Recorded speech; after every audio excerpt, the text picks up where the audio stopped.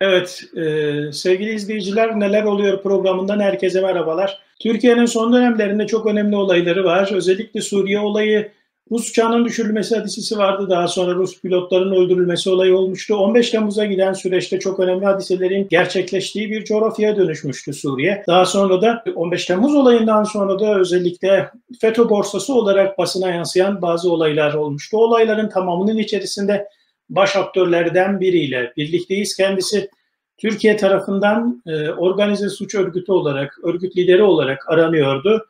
Önce Gürcistan'da bulunan, daha sonra da Arjantin'e geçen ve orada Interpol tarafından gözaltına alınan ve şu an Arjantin'de hapishanede bulunan Serkan Kurtuluş'la birlikteyiz. Serkan Bey, hoş geldiniz programa. Hoş bulduk, merhaba. Siz şu anda nereden arıyorsunuz beni? Önce onu bir konuşalım, izleyiciler bilsinler. Ben şu an Arjantin cezaevindeyim, Buenos Aires'te. Evet. Cezaevindeyim. Siz Nükhet Otar aracılığıyla daha çok görüşüyordunuz. AKP bağlantınızı Nükhet Otar kuruyordu. Nükhet Otar da sanırım Binali Yıldırım'la birlikte hareket ediyordu. Onunla görüşüyordu, ondan talimat alıyordu. Tabii. Yani o bütün zaten sadece İzmir değil, Ege bölgesinde Nükhet Otar çok bu anlamdaki işlerin hepsini o organize ediyordu. Onun da Ahmet Kurtuluş'la arası çok iyiydi. Ahmet Kurtuluş'un da emniyet ve adliyeyle arası iyiydi.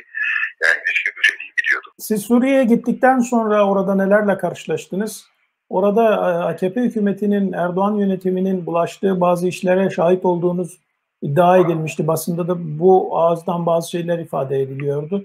Siz neler gördünüz, nelere şahit oldunuz? Şimdi orada o dönem Suriye sınırı çok karışıktı. Nusra oradaydı. IŞİD oradaydı. Farklı örgütleri vardı. Bunlar çok iç içe girmişti. Bunlara dışarıdan baktığında ayırmak çok zor.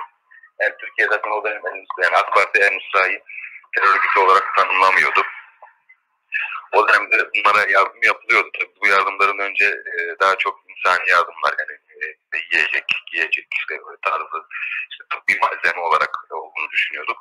Tabii daha sonra orada kaldıkça bunların içerisinde daha farklı şeylerin de yapıldığını, hepsine bunlara şahit olduk, gördük. Yani sadece ben değil, bunu gören birçok kişi var. Bunların da hepsini yani zaman içerisinde şey yapabilirim, ispatlayabilirim. El-Nusra'ya ya da IŞİD'e ya da IŞİD'le bağlantılı olan gruplara silah yardımından mı bahsediyorsunuz? Gördüğümüz şeyler, dediğiniz şeyler bunlar mı? Tabii. Yani direkt El-Nusra ve IŞİD'e direkt yardım yapılıyordu. Silah yardımından bahsediyorsunuz tabii. Tabii. Peki orada bu petrol ya da para trafiği ile ilgili çok konuşulan şeyler vardı. O dönemde ona da dair bir şeyiniz var mı? Gözleminiz oldu mu? Gözlemim olmadı. Tabii duyum olarak var ama biz IŞİD'den o dönem Türkiye'deki bazı iş adamlarının aldığını biliyoruz. Petrol aldıklarını biliyoruz. Ama biz buna tabii şahit olmadık. Yani bizim olduğumuz bölgede bu trafikler yoktu ama konuşuluyordu, biliniyordu. Evet. Bir de bu en çok konuşulan olaylardan biriydi. Alparslan Çelik ve siz de İzmir'de sanırım yargılandınız, mahkemede yargılandınız. Rus uçağı düşürüldükten sonra Oleg Peskov, Rus pilotlardan birinin yaralı olarak ele geçirildiği, Alparslan Çelik tarafından ve sizin tarafınızdan öldürüldüğü iddia edildi. Daha çok Alparslan Çelik ismi ön plana çıkmıştı medyada, fakat ikiniz birlikte yargılandınız. Sonra beraat ettiniz ve avukatınız bir açıklama yaptı. Dedi ki milli güvenlik gerekçesiyle içeride ne savunulduğunu, ne söylendiğini açıklayamayacağız. Siz de diyorsunuz ki hayır, o şeyi öldüren biz değiliz, ben veya Alparslan Çelik değiliz. O olay nasıl gerçekleşti? Onu anlatır mısınız? Neydi işin aslı, perde arkası? Şimdi ben o dönem o Suriye'de değildim ama Alparslan Çelik o dönem oradaydı. Şimdi tabi bu konu çok üstü kapalı olduğu için kamuoyu bunu bilmiyor ama benim açıklayacaklarımın her şey mahkeme tutanaklarında var. Bize önce şu baskıyı yaptılar. Dediler ki avukatlarınız BİMER'e yazı yazsın. Aynen şu şekilde işte FETÖ'cü polisler bize baskı yapıyor. İşte IŞİD'e silah gönderilecek diye ifade verin diye. Bize baskı yaptılar. Pazarlık yaptılar. Bana dediler ki yani sen böyle bir avukatınla açıklama yaptırırsan işte burada emniyette baskı gördüğünü, FETÖ'cü polisler tarafından baskı yapıldığını ve terör örgütlerine silah yardımı yapıldığı yönünde ifade vermeniz gerekiyor şeklinde bize baskı yaptılar. İfade verdik. Baskı yapan kim Serkan Bey? Baskı yapan kimdi? Oradaki emniyetteki polisler. Yani en azından bir tanesini veririm, Murat. İzmir Emniyetinden mi bahsediyorsunuz? Tabii İzmir'de. İzmir Asayiş Şube'de. Bunlar baskı yaptılar. O algıyı oluşturmak istiyorlardı. Çünkü yarın öbür gün Alparslan Komutan çok şey biliyor. Onun açıklama yapmasını önlemek için, önüne geçmek amaçlı. Alparslan Komutan yargılandı. Ama Alparslan Komutan'ın bir ses kaydı var. O ses kaydında pilotlar gelirken, yani uçak vurulduktan sonra pilotlar canlı bir şekilde paraşütle atlıyorlar. O arada biri ateş edin diyor. Alparslan Komutanı diyor ki ateş etmeyin diye, esirler geliyor diyor, bağırıyor. Zaten bu ses kaydı Alparslan Komutanı kurtardı. Yani ses kaydı var ve o ses kaydında Alparslan Çelik pilotu öldüren kişi değil, ateş etmeyin diyen kişi mi? Öldürmeyin diyen kişi mi? Tabii. Peki, zaten bu yüzden beraat aldı. Yoksa Alparslan Komutan'ı suçluyorlardı. O ses kaydı çıkınca Alparslan Komutan'dan ses kaydı aldılar. Ses kayıtlarını bir araya getirdiler. Analiz yaptılar. Analizde Alparslan Komutan'ın durun, ateş etmeyin diyen kişi olduğu ortaya çıktı. Tabii ben şimdi Alparslan Komutan cezaevinde olduğu için onun da çok fazla şey yaşamasını istemiyorum. Çünkü haksız yere şu an cezaevinde tutuluyor. Hiçbir suçu yok olmadığı halde. O yakalanan silahların hepsi envanterde kayıtlı olan silahlar. Bilinçli bir şekilde gönderildiler. Hepsi planlandı, yapıldı. Biz sonradan tabii bunu fark edebildik.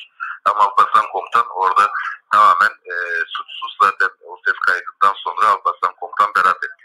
Peki o ses kaydı mahkemede dinlendi mi? Milli güvenlik gerekçesiyle mahkeme kayıtlarının açıklanmamasının nedeni sizce o ses kaydı mıydı? Alparslan Komutan birçok şeye şahit oldu. Görgü tanığı Alparslan Komutan'la pazarlık yaptılar. Alparslan Komutan da milliyetçi biri olduğu için ülkesine zarar vermesin.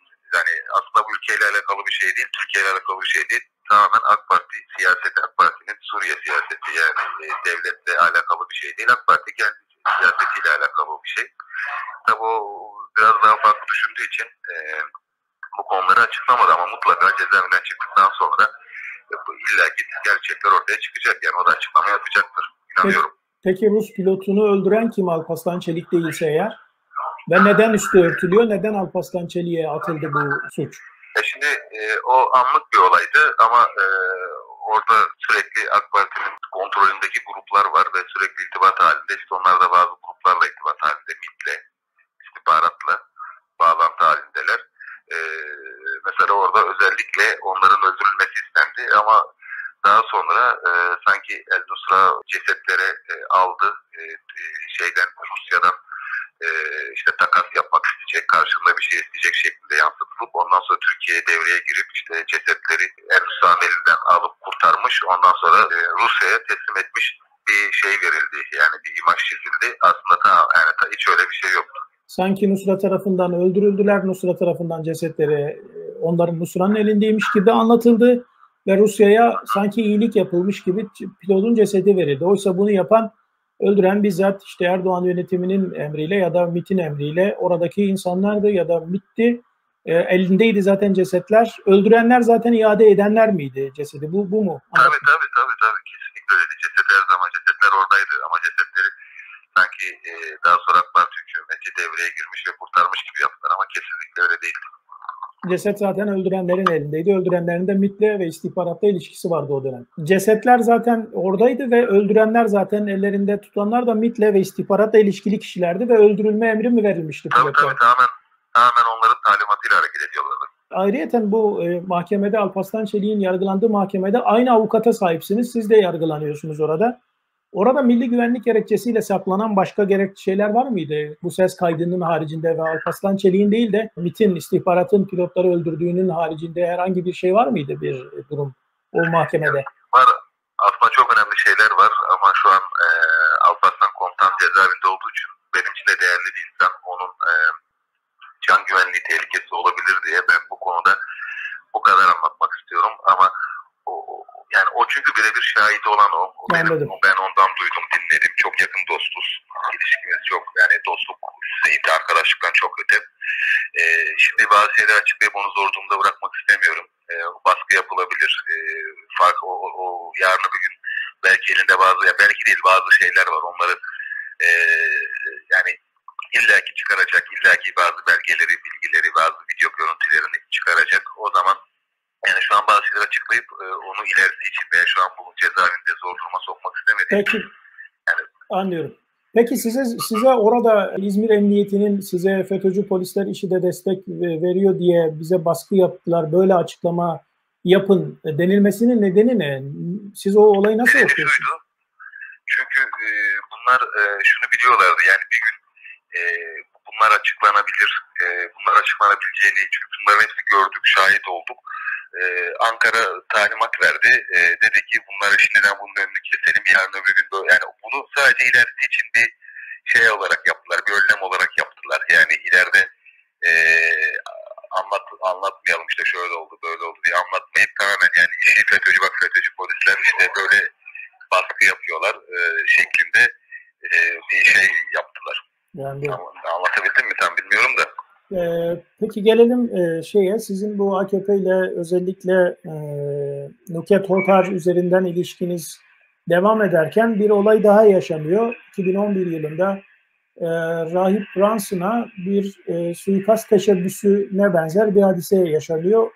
Suikast teşebbüsü olmadığını Mustafa Ali Eren, yani o suikaste girişen kişi kuru sıkı kullandığını iddia ediyor ve bu aslında korkutma amaçlı bir şey diyor.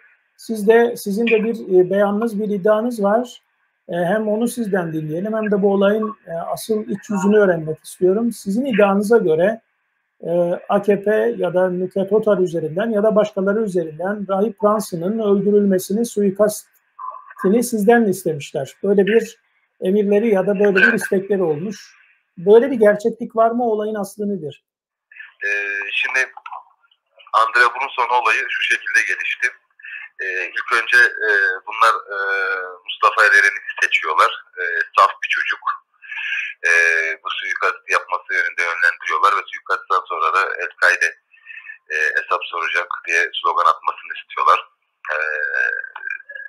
Bu çocuk da bu suikastı gerçekleştiremiyor. Aynı şekilde sloganını atıyor. Bunu terör örgütüne üye, El-Kaide üye olmaktan cezaevine atıyorlar. Ama El-Kaide ile hiçbir alakası yok. El-Kaide'nin hiçbir şeyini bilmez. Bu bir dönem cezaevinde kaldıktan sonra eylemi de gerçekleştiremediği için tam için yani istediklerini yani tam olarak yani öldürmek istiyorlardı, öldüremedikleri için bu belli bir süre yattıktan sonra tahliye oldu. Daha sonra yine aynı ekip bu sefer bu işi benim birine yaptırmamı istediler. Bu hatta bir ev tutmamı istediler. İsteyenler kimler? Ekip kim? Tabii Nükhet Hotar, yine Ahmet Kurtuluş, aynı ekip. Bir ev tutuldu ve bazı kitaplar kondu. Orada eylemi yapacak çocuğun kalmasını istediler bir süre. Orada muhtemelen parmak izi falan bırakmasını, orada yaşıyormuş izlenimini vermek istiyorlardı. Bir süre orada yaşamasını, yani orada yaşıyormuş gibi. Ondan sonra da belki kitaplar konuldu. Tabii ben bunu kabul etmedim, oyaladım. Çünkü yani çok ağır bir şey, bir Amerikalı rahibin öldürülmesi. Sizden istedikleri tam olarak... Hayır da diyemedim. Hayır da diyemedim. Oyaladım.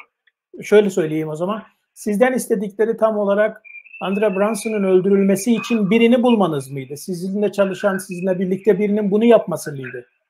Tabii birini yapmasını istediler. Muhtemelen onu yapan kişiyi de öldüreceklerdi. Konuşturmayacaklardı. Aynen Rus Büyükelçisi'nin Ankara'da suikaste uğraması gibi. O amaçla onu öldüreceklerdi. Ondan sonra da işte bu evde yani bir evde kalıyormuş. O evde de işte belli kitaplar çıkmış olup bu olayı da yani cemaatimizin FETÖ'nün üstüne yıkmak isteyeceklerdi. FETÖ'ye planlansın diye, FETÖ'ye bırakılsın diye, Gülen cemaati için içerisine sokulsun diye yapılacak bir suikast olmuş olacaktı aynı zamanda bu. Tabii bu 2015 yılından sonra olan bir olay. 2016 yıllarının başlarıydı. Benden istenen. Sizden yani aslında 2011 yıl olayından sonra bir de 2015 yılında bir şey oluyor ve bu da sizden mi isteniyor? Branson'un öldürülmesiyle ilgili. Tabii benden daha sonra isteniyor. Bir dönem ben Mustafa Ali Eren'le bağım daha sonradan oluştu. Onu kontrol altına almamı, bu konuyla ilgili hiçbir yerde konuşmamasını istedi. Mustafa Ali Eren, ben Gürçay'dayken benim yanıma geldi. Yani benim yanımda kaldı. Tabii ben Gürcistan'dayken bazı yazılar yazmaya başladım Twitter'da. Tabii onlar da benim Mustafa Ali Eren'e bazı açıklamalar yaptırabileceğimden korktukları için Mustafa Ali Eren'e baskı yaptılar, ailesine baskı yaptılar. Mustafa Eren intihar etmek zorunda kaldı. İntihar etti Gürcistan'da. Bunların hepsi resmi kayıtlarda var Gürcistan'da. İntiharına teşebbüs etti ama ölmedi anladığım kadarıyla. İlaç içti, ölmedi. Yani hastanede midesini falan yıkadılar. Bir süre hastanede kaldı. Daha sonra taburcu kurucu oldu. Bu sefer ailesine de ağır baskı yapınca gidip teslim olmak zorunda kaldı. Hemen cezaevine attırdılar. Zaten saf bir çocuk, öyle onların hani istediklerini de yapabilecek bir çocuk değil. Muhtemelen şimdi istedikleri yöne çekmişlerdir. İstedikleri şekilde ifade almışlardır. Mustafa olayını garantilemişlerdir. Gelelim sizden isteklerine, sizden taleplerine. Sizden bu talebi bulunanlar sadece Nükhet Otar ve Ahmet Kurtuluş muydu? Sadece ikisi miydi? Üçünüz mü konuştunuz bunları? Bu planı nasıl gelişti bu plan? Şimdi Nükhet Otar çok sık Ahmet Kurtuluş'un ofisine gelirdi. Orada otururduk. Zaten görüşmelerimizin %95'i orada olmuştur.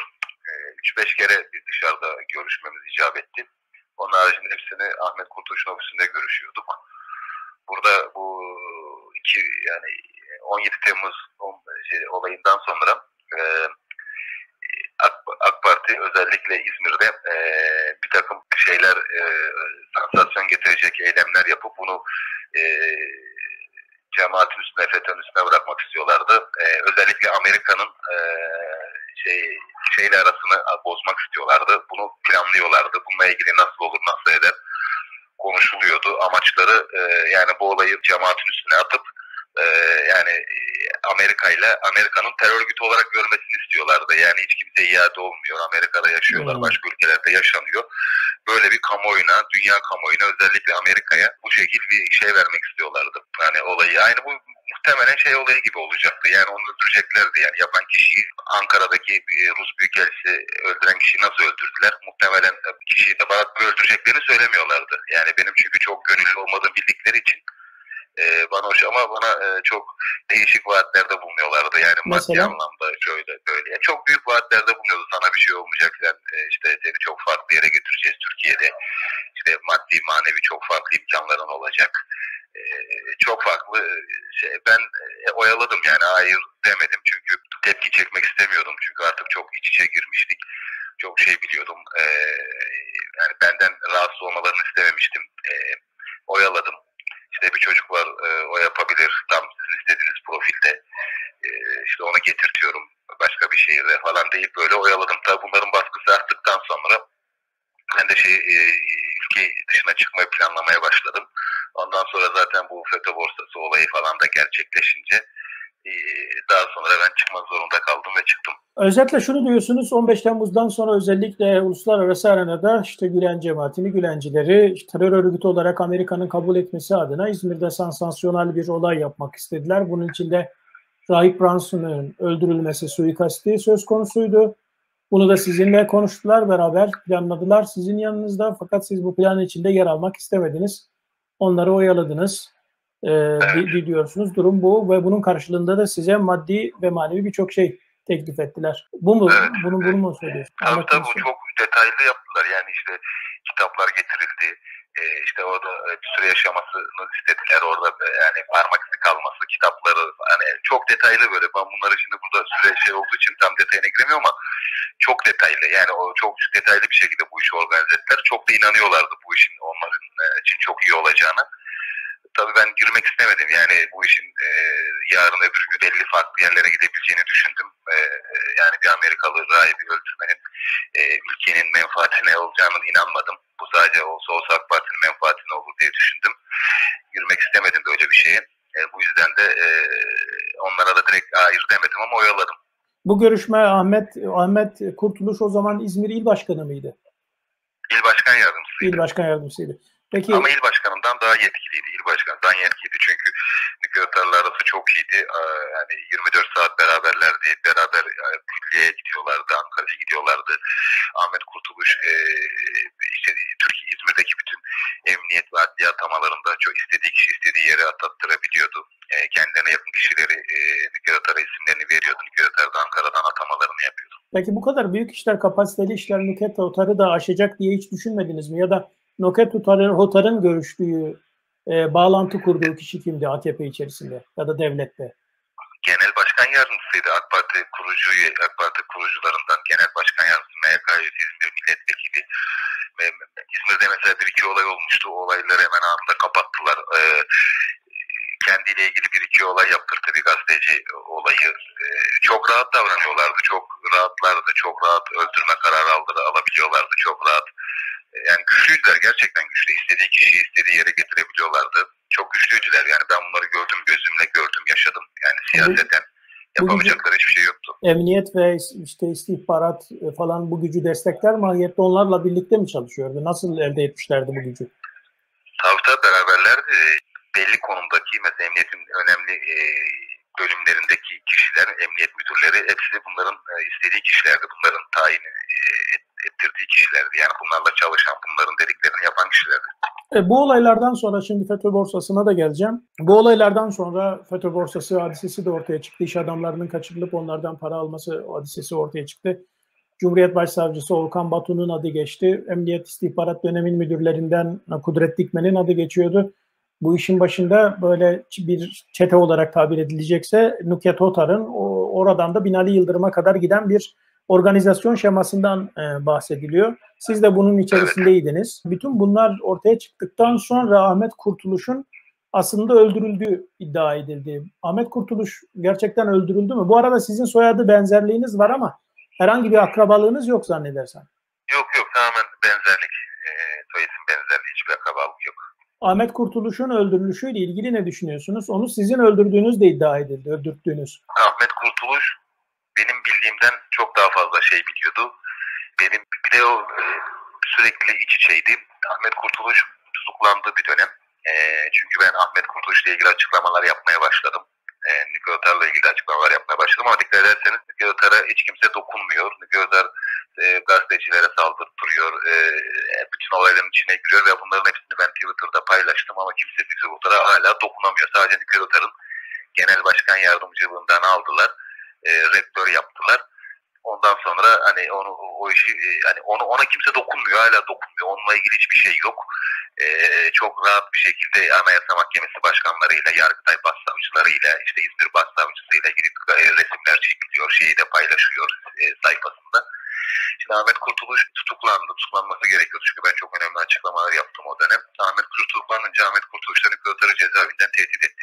Eğer dedi ben dedi çıkarmazsanız dedi ben dedi her şeyi anlatırım. Nükhet Otar tabii panikledi. Panikleyince Ahmet Kurtuluş'a sahte bir raporu, yani sahte derken yine aslında olmayan bir olan hastalığını ya da diyelim büyüterek, yani cezaevinde yatan kimler cezaevlerinde yatıyor bu dönemde. Ahmet Kurtuluş'a cezaevinde yatamayacağı şekilde bir rapor ayarladılar hastaneden. Ahmet Kurtuluş'un bu şekilde tahliyesini sağladılar. Ama Ahmet Kurtuluş artık konuşabileceğini bunlara göstermişti. Bir de Ahmet Kurtuluş içki içiyordu. İçki içtiği zaman çok fazla telefon konuşmaları yapıyordu. Ahmet Kurtuluş yavaş yavaş konuşmaya başlamıştı. Çok şey biliyorlardı. Onların şimdi önünde iki kişi vardı öldürülmesi gereken. Biri ben, bir de Ahmet Kurtuluş. Ben yurt dışındaydım. Beni öldürmek için uğraşıyorlar. Hala uğraşıyorlar. O zaman da uğraştılar. Başaramadılar. Ahmet Kurtuluş'u rahat bir şekilde öldürebilirlerdi. Bunu da nasıl yaptılar? Beni öldürüp benim üstüme atarak işte yani bir taşla iki kuş vurmuş oldular. Hem Ahmet Kurtuluş'u öldürdüler, onu susturdular. Hem de benim yeniden Interpol kararı çıkarmamı sağladılar. Çok profesyonel bir şekilde yapıldı. Ahmet Kurtuluş'un zaten avukatının yaptığı açıklamalar var. Cumhurbaşkanı'na yazdığı mektup var. İzmir Emniyeti'nin işte Ahmet Kurtuluş'un telefon kayıtlarını sildiğini, Ahmet Kurtuluş öldükten sonra benim aleyhime olan bazı şeyler yüklediğini. Zaten Ahmet Kurtuluş'u öldüren kişi ben basından da okudum. İfadesi şu şekilde: ben diyor Serkan şu tanımam. Ben diyor bunu devlet için yaptım. Bana diyor üst düzey bir emniyet yetkilisi bunu öldürülmem gerektiğini söyledi. Devlet için öldüreceksin dediler. Ben de onu öldürdüm diyor. Da detayları da var. Beni tanımadığını zaten söylüyor. Yani orada bu iş zaten bu işte çıkacak. Yani bu işin kimlere kadar uzandığı mutlaka çıkacak. Ama bunu kesinlikle AK Parti, yani muhtemelen Nükhet Otar yani bu işin arkasında. AK Parti bunu öldürttü. Evet. Sizin iddianıza göre Ahmet Kurtuluş'un öldürülme nedeni tamamen susturulma amaçlı, bildiği şeyleri açıklamasın diye. Onları da açıklayacağım diye sanırım tehdit etmiş zamanın içerisinde. Böyle bir iddia bu tabii. Sizin de iddianız bu. Karşı tarafın iddiası da başka. Yani bu mutlaka bir gün çıkacak ortaya. Bu kesinlikle Ahmet Kurtuluş çok şey biliyordu. Anlatabileceği çok şeyler vardı. FETÖ borsasına dahil, Ankara Vurunson olayına dahil. Yani Suriye olaylarını pek bilmez, içinde değildi, yaşamadı ama kendi yaşadığı olayların hepsinin içindeydi. Çünkü Nükhet Otar'la bizim hiçbir görüşmemiz Ahmet Kurtuluş'suz olmadı. Bu sadece benimle olan konu. Benim dışında da yaptıkları illegal mutlaka birçok iş vardır benim bilmediğim. Ahmet Kurtuluş'un vakıf olduğu. Ahmet Kurtuluş artık tehlikeliydi. Konuşabileceğini bunlara gösterdikten sonra Ahmet Kurtuluş'un kalemini kırdılar. Ahmet Kurtuluş'u öldürdüler ve bunda benim üstüme yıkmaya çalışıyorlar. Yani ikimizden yani beni de getirmek istiyorlar. İşte bütün bu şeylerle Interpol kararı çıkartıp muhtemelen beni de susturmak istiyorlar.